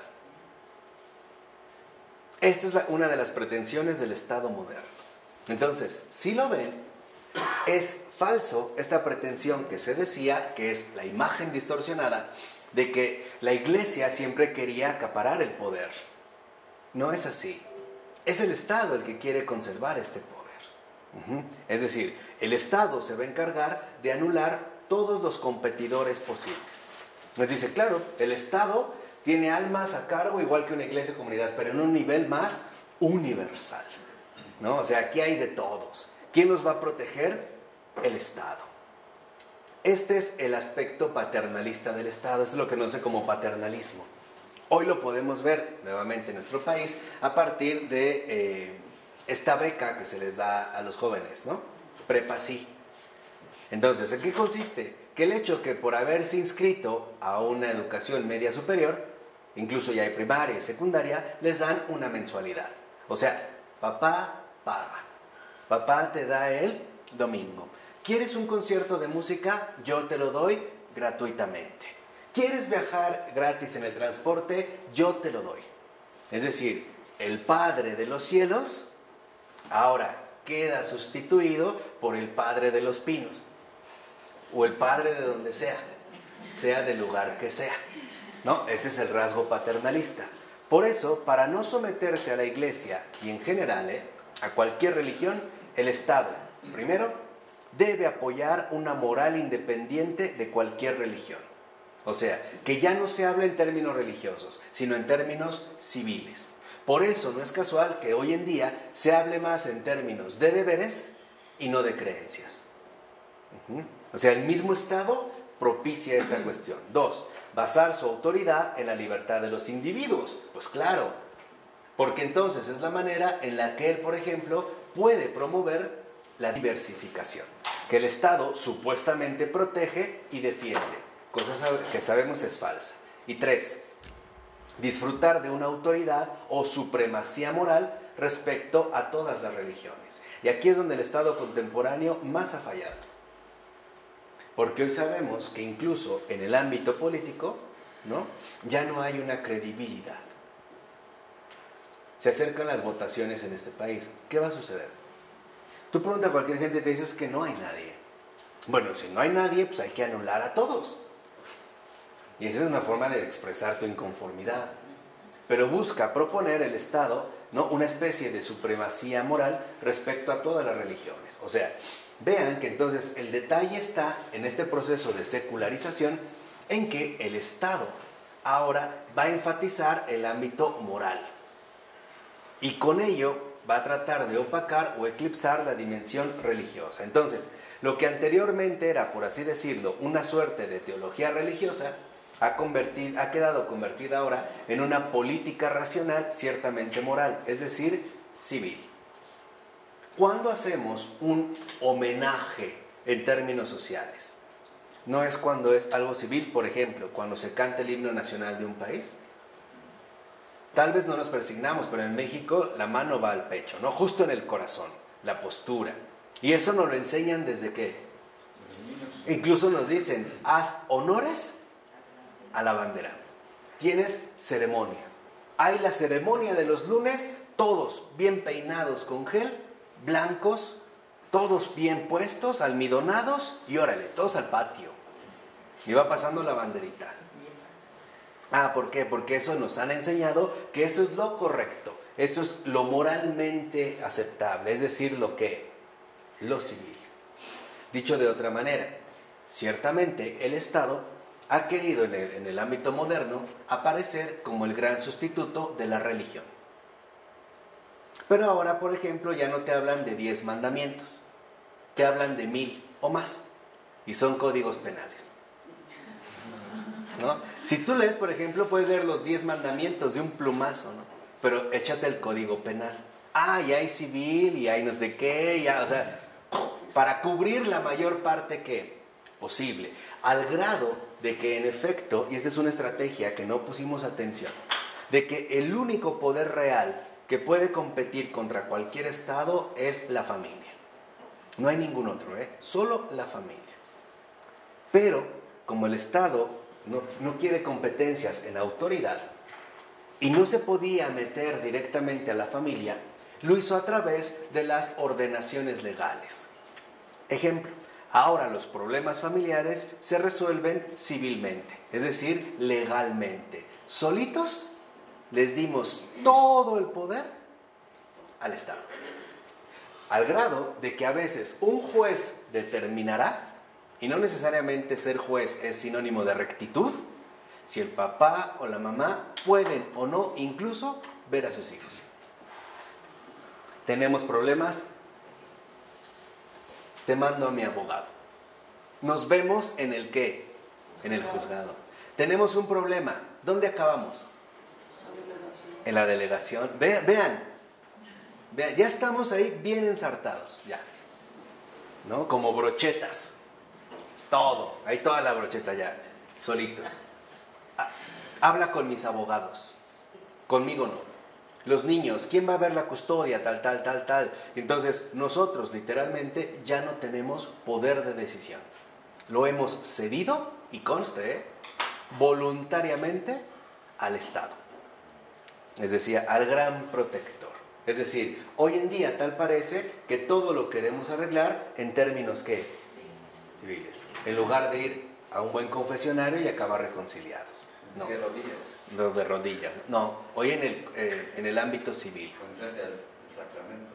Por eso hay tantos ministerios públicos, tantas oficinas de no sé qué, jueces civiles, etcétera, etcétera. Iglesias vacías. Claro, porque para allá se ha dado, ¿no? O sea, porque esa es la tendencia dominante de hoy. O sea, esta es, digamos, la tendencia que domina. Esta transformación plantea un problema importante, fíjense. La sustitución de un fundamento religioso de convivencia e integración por una idea secular políticamente global, para todos, no es capaz de hacer desaparecer los compromisos fundamentales de los ciudadanos que siguen siendo, a pesar de todo, de tipo religioso en gran medida. O sea, que yo siga un lineamiento civil no significa que anulo mis compromisos fundamentales, muchos de los cuales siguen siendo efectivamente religiosos. Vamos. Lo que está diciendo en este sentido Taylor es muy importante, es que yo puedo ser un buen ciudadano sin dejar de ser un buen creyente. O sea, lo que está mencionando Taylor es que una persona puede ser un excelente ciudadano y al mismo tiempo un excelente creyente. No el hecho de que sea creyente lo hace de menos valor civil, ¿no? Entonces, dicho brevemente, la religión civil es incapaz de hacer desaparecer la libertad de conciencia de los propios individuos, que es justamente una de las pretensiones actuales, ¿no? O sea, anular la libertad de conciencia para quedarnos finalmente limitados al establecimiento de esta religión civil. ¿Por qué? Porque esta religión civil, que es nuestro modo habitual de conducirnos en esta sociedad diversificada, es justamente lo que le permite al Estado conservar y mantener todo el poder. Pero dijimos al inicio que la laicidad quiere proteger la libertad de conciencia, claro, y moral. Una de las conclusiones de Taylor es que el Estado no es laico. Entonces, ¿qué es? No es laico porque no es neutral. Uno, digamos, de las tesis fuertes de Taylor es: los estados democráticos liberales de hoy en día, para que funcionen, tienen que ser más democráticos y más liberales. O sea, es el secular. Claro, tienen que ser verdaderamente laicos y no con apariencia de una laicidad que en realidad esconde propósitos torcidos. Por ello va a decir que debemos evitar confundir, y esta es la clave, la laicización de un régimen político con la secularización de una sociedad. O sea, no podemos confundir lo político y lo social, que, como vimos anteriormente, el Estado moderno busca precisamente fundir en un mismo ámbito, ¿no? Que lo político quede finalmente fusionado a lo social, como a través de la religión civil. Dijimos desde chicos, honores a la bandera, los tipos de comportamientos e incluso la noción clara de premios y castigos. Al grado de que, por ejemplo, cuando hablamos de derechos, en realidad no son nuestros. ¿Y dónde se los demuestro? En el hecho de que si nosotros cometemos una falta, ese derecho se nos quita. Es algo prestado. No es mío. Dentro de la religión civil, el modo de proceder es muy claro. Mientras tú te mantengas a raya, no tienes problema. Te sales tantito, te quitamos tus derechos. Por ejemplo, tu derecho a la libertad. Hoy el derecho a la libertad significa algo muy concreto. Tú permanecerás libre mientras no cometas una falta en el Estado o que el Estado estipule, mientras no rompas una de las reglas o de las tantas reglas que el Estado se ha inventado. Entonces sí, se te quita este derecho y de inmediato, ¿no?, quedas enteramente desprotegido. Entonces lo que están haciendo esta laicidad ya es secularización, ya no es laicidad. Ya no. Porque la cambian por una religión civil. Claro, ese es el punto. El punto es que la laicización es el proceso por el cual el Estado afirma su independencia respecto a la religión. Es decir, su superioridad racionalmente moral. Y está bien. De hecho, así tiene que ser. Y así tiene que funcionar. La secularización es la erosión de la influencia de la religión en las prácticas sociales y en la forma de vivir de cada persona. Entonces, nuestro Estado no es laico. Nuestro Estado es secular. Vean, ¿cuál sería aquí, digamos, el rasgo fundamental de uno y otro? Secularizar es promover una actitud antirreligiosa. Eso es secularizar. El proceso de laicización es apertura y comprensión de la diversidad actual. Eso es un laico. Ese es, digamos, el perfil laico. Entonces, podemos decir que nuestro Estado contemporáneo no es laico. Es más bien que secular, porque justo lo que va promoviendo es la erosión de la influencia de la religión en las prácticas sociales y en la forma de vivir de cada persona. Era el ejemplo que les puse. No tienes por qué tener una referencia a algo trascendente. Basta con que hagas honores a la bandera. Esos son tus símbolos fundamentales. Incluso hoy se habla de los símbolos patrios. Hasta nos enseñaron una alabanza medio rara llamado himno nacional. Ustedes véanlo, tiene todos los aspectos de una liturgia, pero secularizado. O sea, lo que Taylor está diciendo es, a ver, decir laico no es decir anular la influencia de la religión en la conciencia de las personas. Eso no es ser laico. Y el Estado se declara como un Estado ¿qué? Laico. Una escuela se dice que es una escuela ¿qué? Laica, pero en realidad no es laica, es secular. Entonces, si la laicización es un proceso político que se inscribe en el marco del derecho positivo, el respeto a las libertades, etc., la secularización es más bien un fenómeno sociológico que se encarna en los conceptos del mundo y en la forma de vida de las personas. Entonces, lo que vemos es que para mantener la religión civil, el Estado promueve la secularización. Pero al promover la secularización, atenta contra la laicidad, que de hecho lo debe definir. O sea, es profundamente incoherente. Lo que tiene que hacer es defender la libertad de conciencia de los ciudadanos, no manipularla, e incluso promover que esta conciencia quede completamente arrancada. Entonces, ¿cómo el Estado va a hacer una ley que es compatible para el judío, para el católico, para el musulmán y para el ateo? Eso debe ser las leyes. ¿Cómo es posible? ¿Va a hacer una ley para el ateo, otra ley para el católico? ¿O cómo? No. ¿Cuál es la solución? La solución es partir de los principios básicos, que se aplican a cada individuo más allá, digamos, de su postura religiosa. Por ejemplo, la dignidad humana, los derechos de la persona fundamentales y la soberanía popular. Sobre esas bases están las leyes. Estos principios políticos son aplicables a cualquier persona. Ahí es donde, por ejemplo, el robo, el homicidio y todo eso.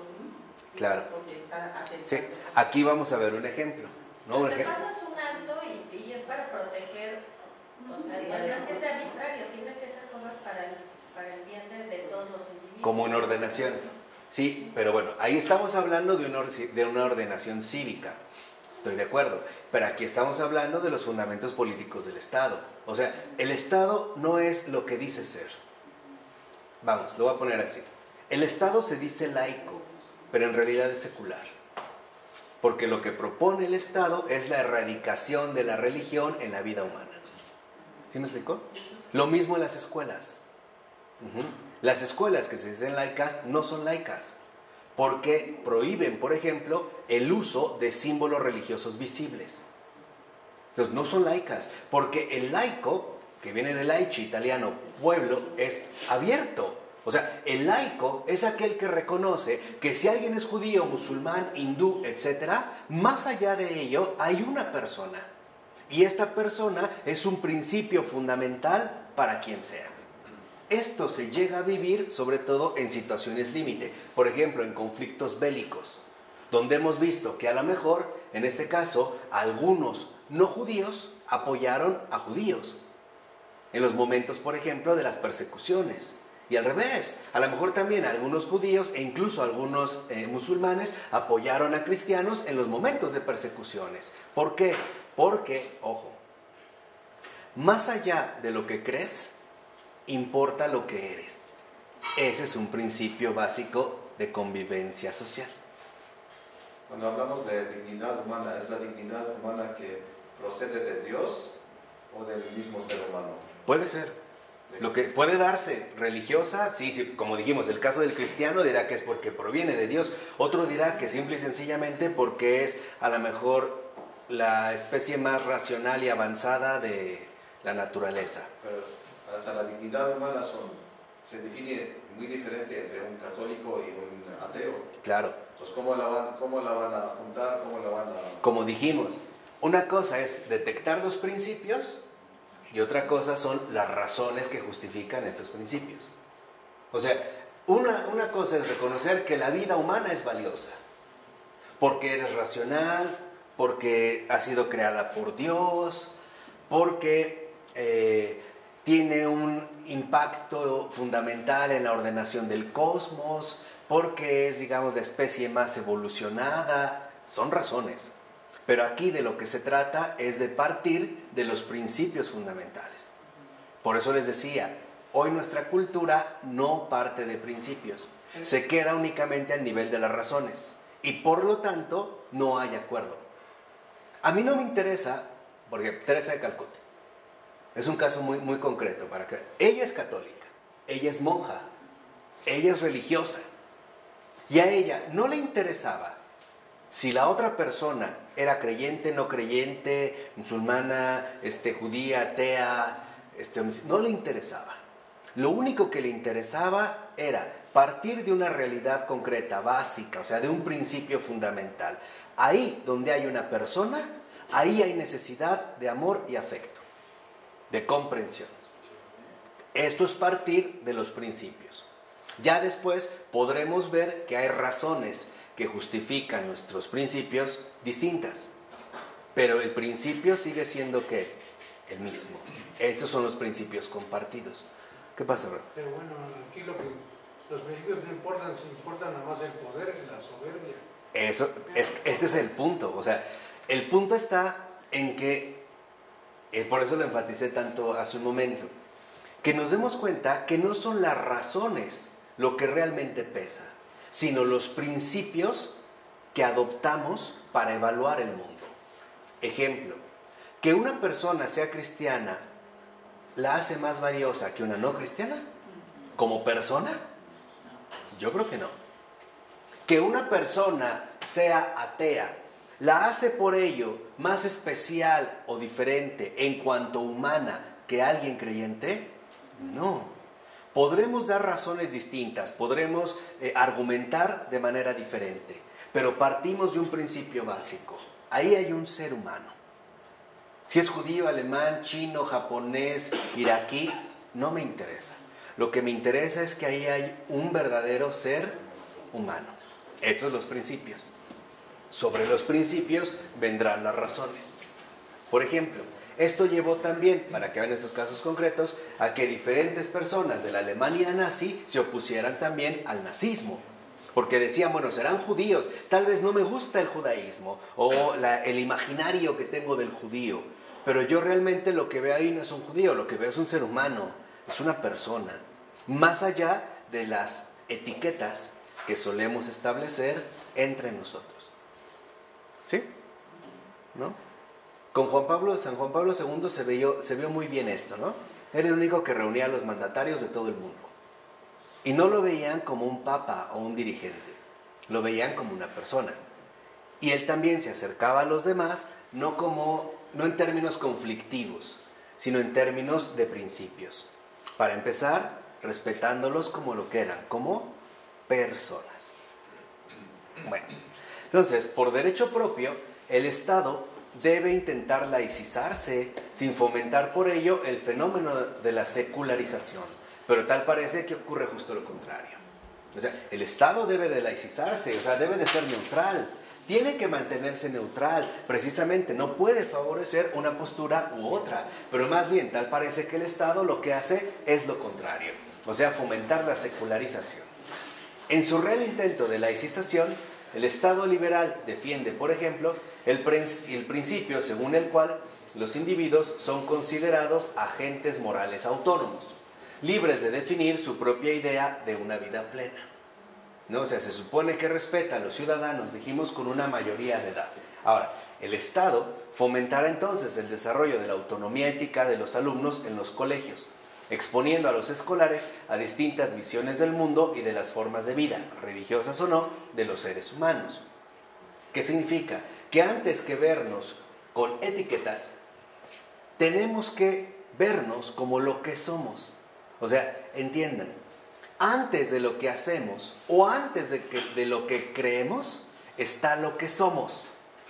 Entonces, por ejemplo, en las escuelas, estaría muy bien que se presenten toda la diversidad cultural que hoy en día se vive, para entender que no es la creencia lo que hace a un ser humano ser lo que es, sino que en principio ya es un ser humano. Sobre esta base se podrán hacer entonces posteriormente algunas otras evaluaciones. Pero El Estado democrático y liberal pone en apuros, por ejemplo, a los padres de familia que intentan transmitir un universo particular de creencias a sus hijos, y aún más, a todos los grupos que desean sustraerse a la influencia de la sociedad mayoritaria para perpetuar un estilo de vida. Por ejemplo, los grupos indígenas de México, que dicen, bueno, no, es que yo quiero conservar mi identidad, yo no tengo por qué perderla, ¿no? Yo no quiero, digamos, entrar a formar parte de esta sociedad mayoritaria, que está basado más en el respeto y la conservación de sus tradiciones que la autonomía individual que fomenta el Estado. O sea, vendría por una convicción profunda. La neutralidad del Estado no es, por tanto, integral realmente. Por ejemplo, ¿qué pasa si de repente viene una niña o un niño tarahumara y le inscribimos en la escuela primaria y él tiene su modo de vestir peculiar? Ah, pues no se puede vestir así. Tiene que dejar su vestido tradicional precisamente para uniformizarse, o sea, volverse uniforme uno más de los demás. Entonces no estaría realmente garantizada esta neutralidad, no estaría, digamos, realmente respetándose su libertad. Entonces, lo que vemos que hace falta en el Estado liberal moderno es la realidad de integración a nivel profundo. Y ojo, este es también lo que hace falta en los cristianos contemporáneos. La realidad de integración a nivel profundo, que de hecho es lo que Ratzinger también mostró o intentó mostrar en su libro Fe, Verdad y Tolerancia. De las tesis fuertes que ahí maneja Joseph Ratzinger es muy simple. Es cuando hablamos de fe, cuando hablamos de verdad o cuando hablamos de tolerancia, dentro de nuestra situación contemporánea, debemos entender que solo es posible acceder a ellos, a la fe, a la verdad, a la tolerancia, en una realidad de integración a nivel profundo y no superficial. Solamente cuando traspasamos las barreras que nos obstaculizan la verdadera comunión a fondo con la verdad. Y esto de verdad, en serio, hasta lo voy a apuntar porque me parece que es como muy importante de tener en cuenta, ¿no? Comunión a fondo con la verdad.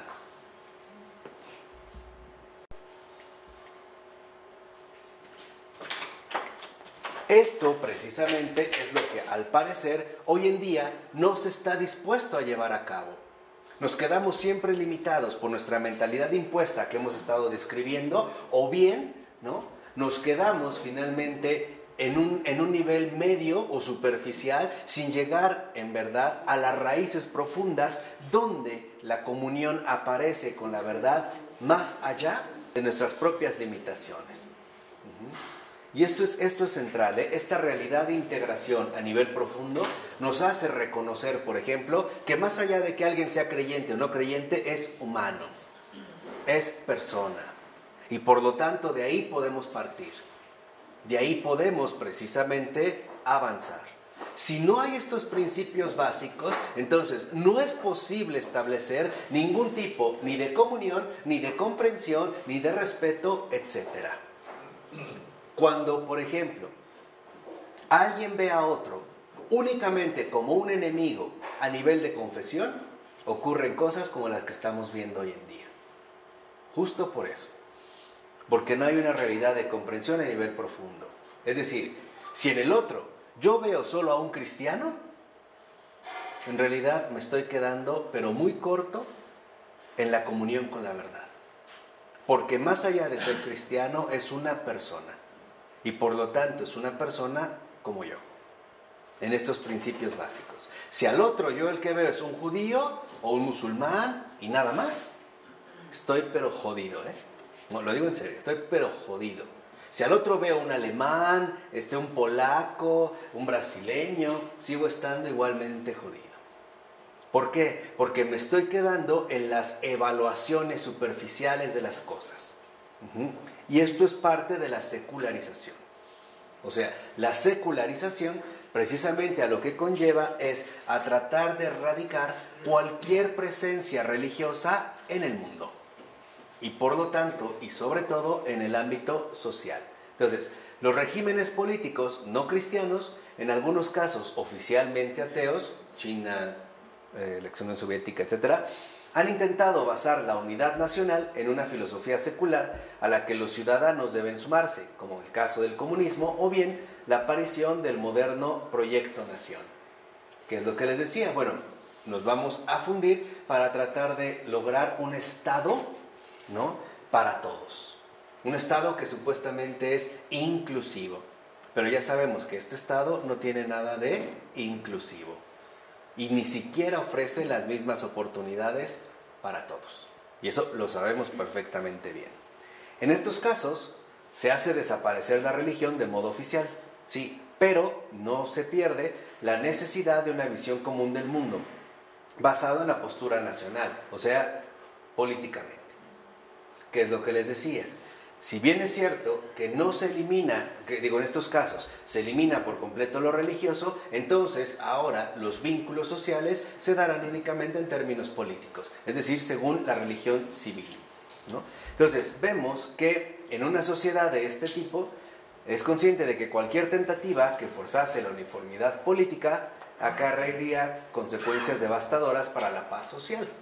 Por ejemplo, si alguien no está de acuerdo con los lineamientos dominantes, entonces pareciera que la paz social empieza a verse en peligro. Por eso el Gulag en Rusia. Por eso Pavel Florensky. Exactamente. Por eso Pavel Florensky. Y todos miles y miles de compatriotas que compartieron la misma suerte que él. O, digamos, el mismo regalo que él, ¿no? Anónimos. Y esto es muy importante.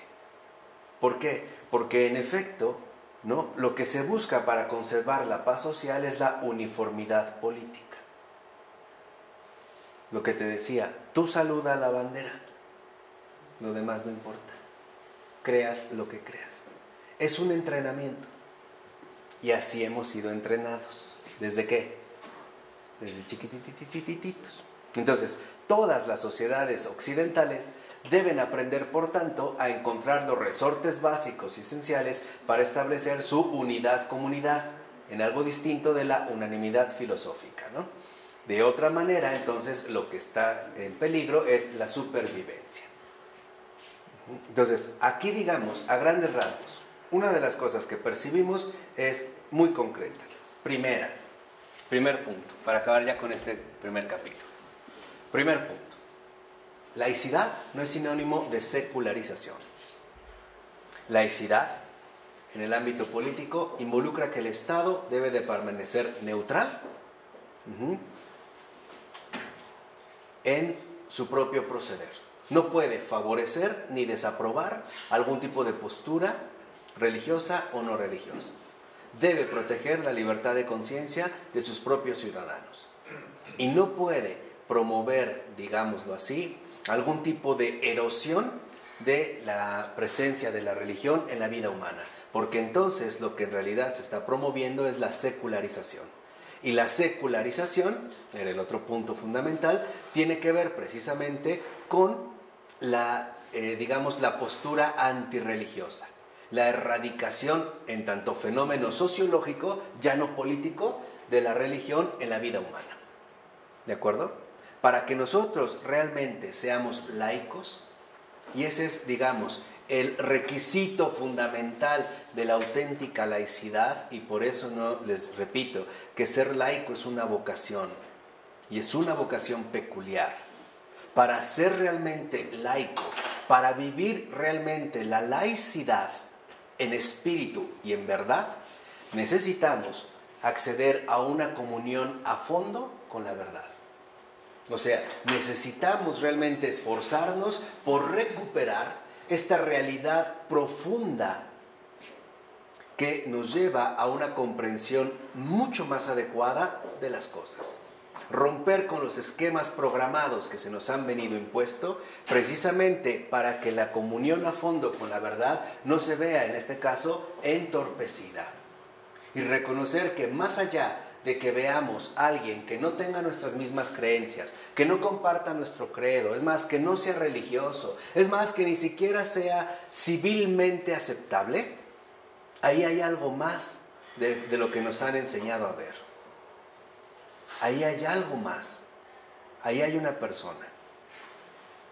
Y ahí donde hay una persona, ahí hay un principio básico de convivencia, sin importar la raza, la religión, los credos, las preferencias, los éxitos. Entonces, lo que vemos es que tenemos ya que superar estas falsas divisiones que el Estado moderno ha ido imponiendo para conservar el poder a través de una religión civil. Y necesitamos nuevamente esforzarnos por romper todas estas barreras que lo que buscan es desfigurar la verdad y por lo tanto no promover la comunión, sino la división. Y ya el Señor nos enseñó de dónde viene. Ya nos enseñó de dónde viene la división. Ámense los unos a los otros como yo los he amado. ¿Cómo definió Jesús la laicidad? ¿En el amor? En el amor. Como yo los he amado. Ámense los unos a los otros. Es decir, no se pregunten si creen o no creen. No se pregunten si han ido a la iglesia o no, si han leído el catecismo o no. No se pregunten por su tradición familiar. No se pregunten por ello. Ámense. Ámense los unos a los otros, como yo los he amado. A judíos, no judíos, paganos, no paganos, blasfemos, no blasfemos, herejes, no herejes. Porque ahí donde hay una persona, ahí siempre hay una esperanza de comunión. Por ello, no es casual que los filósofos católicos contemporáneos del siglo XX, por ejemplo, Robert de Spemann, ¿no?, que lo vamos a estar mencionando, haya insistido tanto en la noción de persona. Emmanuel Mounier fundando el personalismo. Persona, porque de ahí parte la comunión a fondo con la verdad y entender que la misma realidad de una persona es la base fundamental para llegar a una verdadera comunión, a una verdadera convivencia social, más allá, ¿no?, de las mentiras, los engaños y los fraudes que esta modernidad tanto se ha empeñado en transmitir. ¿De acuerdo? En nombre del Padre, del Hijo y del Espíritu Santo. Amén.